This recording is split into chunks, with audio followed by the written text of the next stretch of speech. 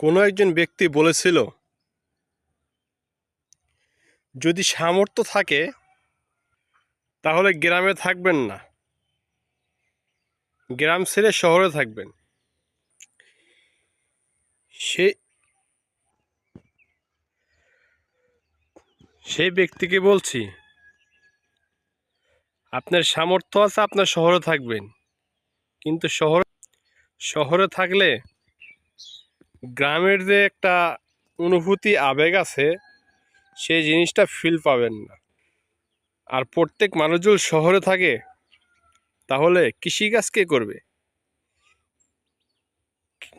কৃষিকাজ না করলে তো আপনি খেতে পারবেন না।